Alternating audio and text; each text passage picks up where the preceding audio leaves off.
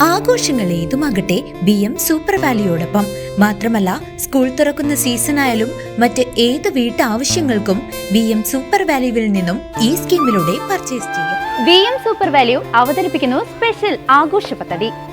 250 രൂപ നിങ്ങൾക്ക് മാറ്റിവെക്കാനുണ്ടോ? എങ്കിൽ നിങ്ങൾ ചെയ്യേണ്ടത് ഇത്രമാത്രം: ആഴ്ചയിൽ 250 രൂപ വെച്ച് ഈ പദ്ധതിയിലേക്ക് അടയ്ക്കുക. അതിനൊപ്പം BM സൂപ്പർ വാല്യൂ നിങ്ങൾക്ക് തരുന്ന അടിപൊളി 1000 രൂപയുടെ ബോണസും.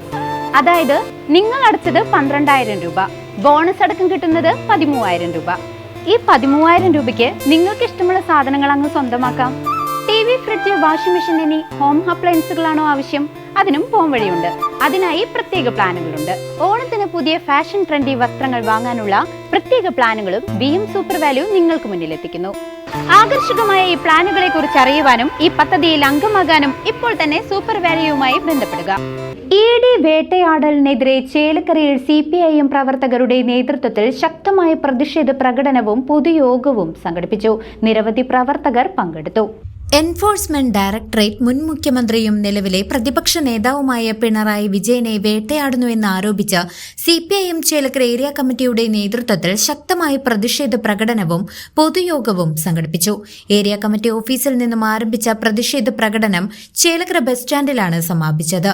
തുടർന്ന് നടന്ന പൊതുയോഗം CPIM തൃശൂർ ജില്ലാ കമ്മിറ്റി അംഗം PA ബാബു ഉദ്ഘാടനം ചെയ്തു. മുൻ മുഖ്യമന്ത്രിയെ കോട്ടകെട്ടി സംരക്ഷിക്കുമെന്നും ED വേട്ടയാടൽ CPIMനോട് വേണ്ടെന്നും പ്രകടനത്തിൽ പങ്കെടുത്ത പ്രവർത്തകർ ആവേശത്തോടെ മുദ്രാവാക്യം വിളിച്ചു. കഴിഞ്ഞ നിയമസഭാ തെരഞ്ഞെടുപ്പിൽ വലതുപക്ഷ ശക്തികളുടെ അവിശുദ്ധ കൂട്ടുകെട്ടിലൂടെയാണ് VD സതീശൻ മുഖ്യമന്ത്രിയായി അധികാരത്തിൽ വന്നതെന്ന് PA ബാബു തന്റെ ഉദ്ഘാടന പ്രസംഗത്തിൽ ആരോപിച്ചു.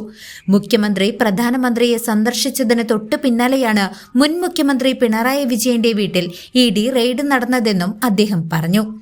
1998 വൈദ്യുതി മന്ത്രി സ്ഥാനം രാജിവെച്ച പാർട്ടി സെക്രട്ടറി സ്ഥാനം ഏറ്റെടുത്ത മുതൽ ലാവ്ലിൻ കേസിന്റെ പേര് പറഞ്ഞ് നീണ്ട 25 വർഷമായി പിണറായി വിജയനെ വേട്ടയാടുകയാണെന്നും എന്നാൽ അദ്ദേഹത്തിനെതിരെ ഒരു തെളിവും ഹാജരാക്കാൻ EDക്കോ CBIക്കോ കഴിഞ്ഞിട്ടില്ലെന്നും അദ്ദേഹം കൂട്ടിച്ചേർത്തു. ചടങ്ങിൽ ഏരിയ സെക്രട്ടറി ഗോകുലൻ അധ്യക്ഷത വഹിച്ചു. ഏരിയ കമ്മിറ്റി അംഗവും ലോക്കൽ സെക്രട്ടറിയുമായ മനോജ് കുമാർ സ്വാഗതവും ഏരിയ കമ്മിറ്റി അംഗം നന്ദകുമാർ നന്ദിയും പറഞ്ഞു. യോഗത്തിൽ നന്ദകുമാർ ഉൾപ്പെടെയുള്ളവർ സംസാരിച്ചു.